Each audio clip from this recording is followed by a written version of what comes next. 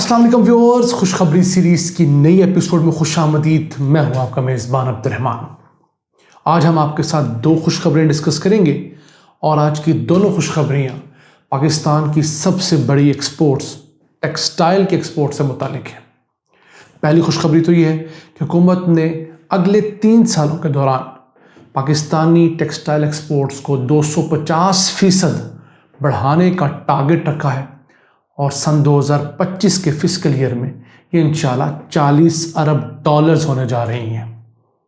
ये किस तरह मुमकिन है, इसको साबित करने के लिए हमारी आज की दूसरी खुशखबरी काफ़ी है कि रवां मालियाती साल के इब्तदाई 6 माह के दौरान पाकिस्तान में जो टेक्सटाइल के एक्सपोर्ट्स हैं वो 26% बढ़ी हैं और ये बढ़कर 9 अरब 40 करोड़ डॉलर्स हो गई हैं। इतनी टेक्सटाइल एक्सपोर्ट्स पाकिस्तान ने अपनी तारीख में कभी नहीं की। तो इसको प्रोग्राम के दूसरे हिस्से में डिस्कस करेंगे, लेकिन पहले चलते हैं ईसीसी की जानिब, जो कि हुकूमती फोरम है। उसने एक रोड मैप दिया है कि किस तरह हर साल हमने दीगर एक्सपोर्ट्स के साथ साथ टेक्सटाइल के एक्सपोर्ट्स को बढ़ाना है और कितना बढ़ाना है। तो चूंकि आज हम फोकस करें सिर्फ टेक्सटाइल एक्सपोर्ट्स को, तो फिगर्स कुछ यूँ हैं कि रवां मालियाती साल, जिसको फाइनेंशियल ईयर 2022 भी कहा जाता है, उसमें 20 अरब डॉलर्स से तजावुज़ करेंगे इंशाल्लाह हमारी टेक्सटाइल एक्सपोर्ट्स, जो गुज़िश्ता साल 15.5 अरब डॉलर्स थी। अगले साल उससे फिस्कल ईयर 2023 में ये इंशाल्लाह 25 अरब डॉलर से क्रॉस करेंगी। फिर 2024 के फिस्कल ईयर में ये 31 अरब डॉलर से क्रॉस करेंगी और 2025 तक ये इंशाल्लाह 40 अरब डॉलर्स को क्रॉस कर जाएंगी। तो ये कोई अनहोनी नहीं है। इतनी तेज़ी से ही बांग्लादेश ने भी तरक्की की। हाँ, बांग्लादेश के पास एक बहुत बड़ा ड्रॉबैक था कि उसके पास अपनी ज़रूरत की 5% कॉटन होती है, बाकी सारी कॉटन, कपड़ा, धागा उसे इंपोर्ट करना पड़ता है। जबकि पाकिस्तान ना सिर्फ अपनी ज़रूरत की तमाम कॉटन आज से 5 साल पहले तक पैदा करता था, बल्कि एक्सपोर्ट भी करता था। दरमियान में शरीफों का दौर आया, उन्होंने क्या किया कि कॉटन बेल्ट के अंदर गन्ने को फ़रोग़ दिया, क्योंकि वो शुगर मिल्स के बिज़नेस में थे। तो लोगों ने कॉटन छोड़ी, गन्ना उगाना शुरू किया, तो उसका नुकसान हुआ कि पाकिस्तान की जो कॉटन की प्रोडक्शन है आधी रह गई। लेकिन अब आहिस्ता आहिस्ता पाकिस्तान की कॉटन जो है इम्प्रूव कर रही है। इस साल हमने गुज़िश्ता साल की निस्बत तकरीबन 25% ज़्यादा कॉटन प्रोड्यूस की है, क्योंकि अब ज़्यादा पैसे मिल रहे किसान को। तो अगले साल इससे भी ज़्यादा हम कॉटन प्रोड्यूस करेंगे। तो अगले 2 सालों में इंशाल्लाह हम अपनी ज़रूरत की तमाम कॉटन पैदा करने के काबिल हो जाएंगे। इस साल हम अपनी ज़रूरत की 70% कॉटन प्रोड्यूस कर पाए हैं। गुज़िश्ता साल हमने सिर्फ 50% की थी। अगले साल हम इंशाल्लाह उम्मीद है 90% तक कॉटन अपने मुल्क में प्रोड्यूस करेंगे। जबकि बांग्लादेश 95% इंपोर्ट करने पर मजबूर है। वहाँ का क्लाइमेट ऐसा नहीं है कि कॉटन एक बहुत बड़े रकबे पर और बहुत ज़्यादा जल्दी पैदा की जा सके। तो वो जितनी अपनी एक्सपोर्ट्स बढ़ाएगा, उसको उतनी ही अपनी कॉटन की इंपोर्ट्स भी बढ़ाना होगी। तो गुज़िश्ता साल की बात की जाए, सन 2020 के फिस्कल ईयर की, तो अगर उसकी एक्सपोर्ट्स थी 31 अरब डॉलर्स की टेक्सटाइल की, तो उसमें से 5 अरब डॉलर्स की इंपोर्ट्स भी थी कॉटन की, जबकि पाकिस्तान की सिर्फ 1.25 अरब डॉलर्स थी। तो हमारे पास एक ऐसा अल्लाह का दिया हुआ तोहफ़ा है कॉटन बेल्ट। हमारा साउथ पंजाब, सिंध का जो इंटीरियर है वो किसी नेमत से कम नहीं। अब तो बलूचिस्तान के अंदर बहुत शानदार कॉटन उगना शुरू हुई है। तो हम दुआ गो है कि हुकूमत कॉटन के किसानों को अच्छा बीज देगी, जिससे वहाँ से प्रोडक्शन बेहतर होगी। इसी के साथ चलते हैं आज की दूसरी खुशखबरी की तरफ, वो है टेक्सटाइल की मसनूआत। पाकिस्तान पहले बड़ी मिकदार में कॉटन का कपड़ा जो है, कोरा कपड़ा कहते हैं इसे, और धागा वो एक्सपोर्ट कर देता था। मुल्क के अंदर वैल्यू एडिशन नहीं होती थी। अब मुल्क में वैल्यू एडिशन होने लगी है। वो किस तरह, अगर देखा जाए तो हमने अब मुल्क से कॉटन कपड़े और कॉटन यार्न जो है, दोनों की एक्सपोर्ट्स जो हैं वो बहुत हद तक तकरीबन 20% तक मज़ीद घटा दी हैं। उसकी जगह पे हमारे मुल्क से जो बनी बनाई टी शर्ट्स हैं, मेंस गारमेंट हैं और जर्सी वगैरह, उनकी एक्सपोर्ट्स बढ़ रही हैं। तो गुज़िश्ता 6 माह के अंदर हमने 9 अरब 40 करोड़ डॉलर्स की सिर्फ टेक्सटाइल मसनूआत एक्सपोर्ट की हैं। जबकि उससे 1 साल पहले चले जाएँ तो हमने 7 अरब 44 करोड़ डॉलर्स की टेक्सटाइल मसनूआत एक्सपोर्ट की थी।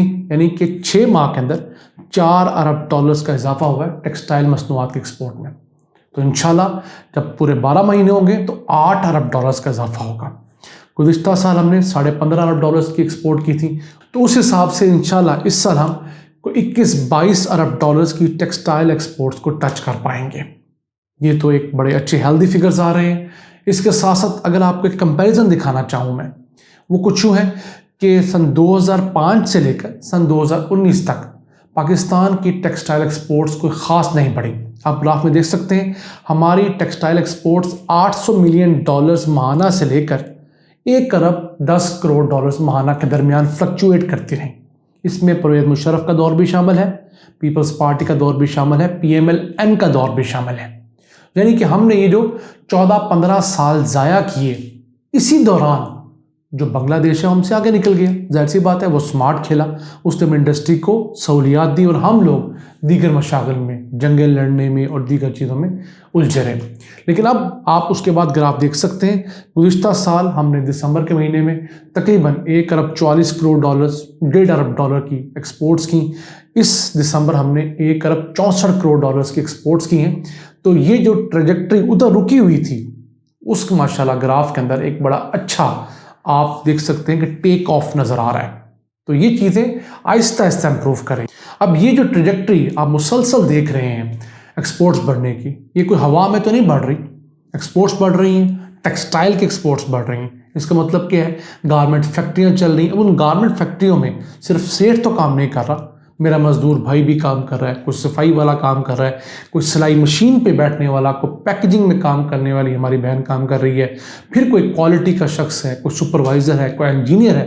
یہ تمام وہ طبقے ہیں جو ہم لوور مڈل کلاس اور مڈل کلاس کے لوگوں کو لاکھوں کی تعداد میں نوکریاں مل رہی ہیں۔ اور set at the end of the day ایک فیکٹری کا 1 ہوگا 2 ہوگا۔ تو جب کسی ملک میں صنعت چلتی ہے تو اس ملک کے مزدور کو بھی فائدہ ہوتا ہے، سیٹ کو بھی فائدہ ہوتا ہے۔ یہ نہیں ہو سکتا کہ آپ سیٹ کو بند کر کے مزدور کو فائدہ اٹھائیں، تو ویسا ہوگا جیسے رشیا کے ساتھ ہوا۔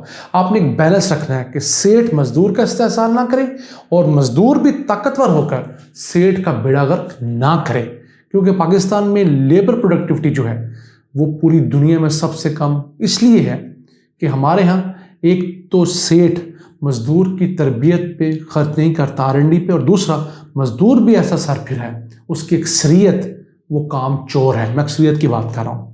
وہ اپنی 8 گھنٹے کی شفٹ میں وہ مشکل 5-6 گھنٹے کام کرتا ہے۔ اس کی کوشش ہوتی ہے 2-2.5 گھنٹے میں موبائل میں کھانے کے وقفے میں کسی اور بہانے سے ضائع کر دوں۔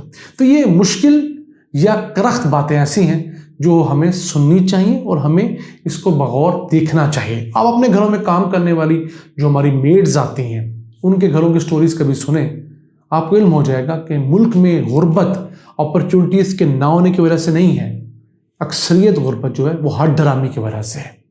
مردوں کی اکثریت جو لوور مڈل کلاس ہے وہ صحیح طرح کام نہیں کرتی، پراپرلی کام نہیں کرتی، یا نشہ کرتی ہے، یا جوا کھیلتی ہے، اور اس طرح کے ایشوز جو ہیں وہ ان لوور مڈل کلاس کے لوگوں کو اپنے اس مقام سے اٹھنے نہیں دیتے۔